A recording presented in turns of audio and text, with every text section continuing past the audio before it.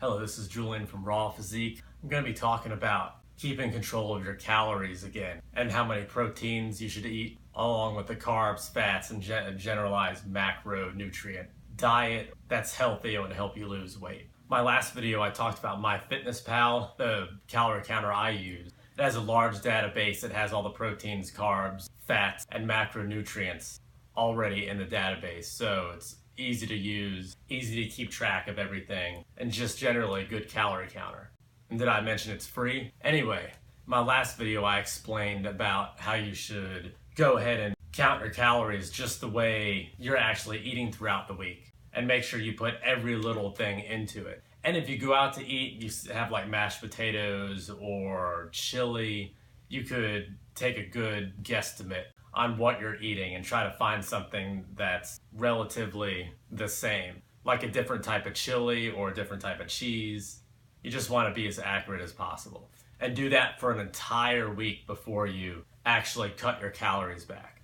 Okay, so the reason for counting your calories and seeing how much you actually eat is if you want to lose weight, you're gonna most likely have to cut your calories some. Now, if naturally your maintenance calories are around 2,000 calories, meaning that you're not gaining weight, you're not losing weight, you're just kind of maintaining the weight that you're at, then you'll have to cut back even more. If you're a little heavier or you take 4,000 calories a day, I'd say drop it like 500 calories and try to make sure you stick to your diet and everything and weigh yourself on whatever day you decide to weigh in at.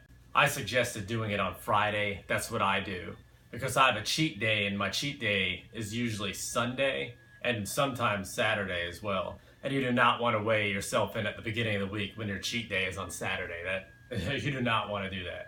So if your body's in a caloric deficit, you will lose weight because you'll be burning more calories than you're actually taking in.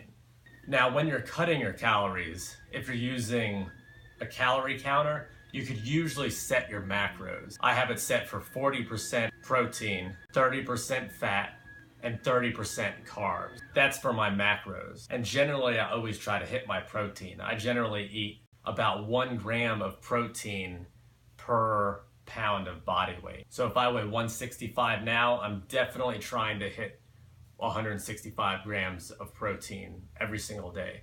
And that's generally a good base. So if you are 200 pounds, I would try to eat around 1 gram of protein per body weight while keeping your calories set to what they are. Now, there are studies out there that say if you're cutting or if you're trying to gain muscle, you could eat between 0.8 and around 1.2 grams of protein and still gain. Now, if you're cutting and you have a low calorie goal that you're trying to hit every single day, I would suggest going at least with the 1.2 grams of protein per body weight. That way you're not losing any muscle. Well, once you get low enough in calories, you will be losing muscle, but this generally seems to help. And I set my macros 30% carbs and 30% fats because it's a general good, healthy thing to do. Your body needs fats to build muscle, and it needs carbs to help build muscle and give you the energy to get great workouts in. Now, there is a little bit of a difference because if you eat a lot of carbs, that will transfer into fat. But the first thing your body does with carbs is it takes it and uses it for energy in your muscles and your body and your organs. So it metabolizes it a little bit different than fats. With fats, your body could take the fat and almost immediately store it. With carbs, it has to cut it up and then store it.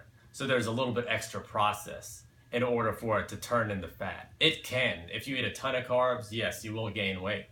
But if you splurge and have extra carbs one day, it won't quite turn into as much fat as eating something with a lot of fat in it. I might, in the description below, put a couple links so you guys could read this if you feel like it. You're probably watching YouTube videos because you don't want to sit there and fish around online for particular scientific studies that will point all this out. So I might go ahead and include that in the link. Now, another thing you might want to do, this is spending money, so it's not like a free app on your phone, is buy a scale. And if you buy a scale, I would definitely suggest getting one that has the fat analyzer in it.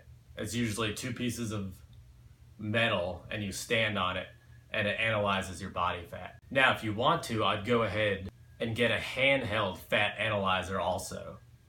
They usually have them at gyms. You hold them out like this and it analyzes what your body fat is. The reason I suggest both is that the scale sends the electric pulses through your body, but it's mainly transferring through your lower body. And that's the same thing with the handheld, it's transferring mainly through your upper body.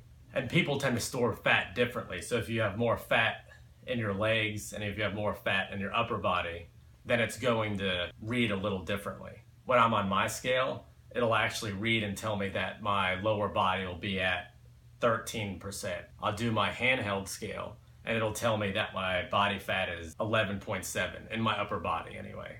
So what I do to get a good generalized body fat percentage of my whole body is I take the reading from the scale and I take the reading from the handheld analyzer and I'll add it together and divide it by 2. It gives me a good base for what my whole body actually is. These are relatively accurate. There's more accurate ways that you can get your fat analyzed, but I would definitely do this if you're serious about tracking every little thing you're doing, any little bit of muscle you're trying to gain. So that's something I'd definitely do. And a handheld device is around $30 to $40. The scale I have is $50. Some scales come with a Bluetooth thing that'll automatically upload it to your phone, which is pretty damn cool. And if you don't want to do that, you just want to drop your calories and lose weight, that's perfectly fine. So once you have your baseline set out, let's say you're eating 4,000 calories on average a day, go ahead and cut that if you can by as much as you think you could handle. I would say, by 1,000 calories if you can, and see if you can do that for an entire week. If you can, that's great. Once you start getting into lower calories, it's good for your mental health to go ahead and incorporate a cheat day in probably. I know people that don't do cheat days. I need to have one, especially when I'm cutting. If I'm going down to 1,700 calories Monday through Friday, I have a little bit of a cheat day Saturday, and then I have a cheat day on Sunday.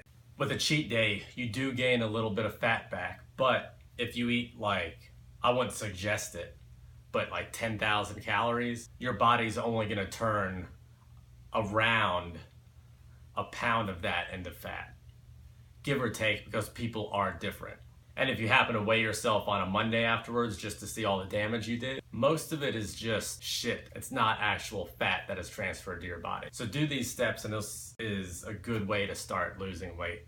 Now, if you cut back 1,000 calories and you're not losing any weight, go ahead and cut probably, if you can, about 500 calories more. Trying to hit your proteins and incorporating fish or chicken into your diet will help you lose weight.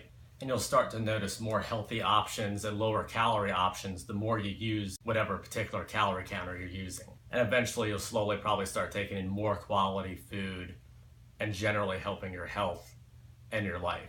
I'll do a video on healthy foods and good things to eat. If you like the videos by me, subscribe, go ahead and like the video. If you have any questions or comments, you can hit me down below. I'm gonna try to be putting videos out at least once a week, hopefully. Anyway, this is Julian from RawPhysique, and over and out.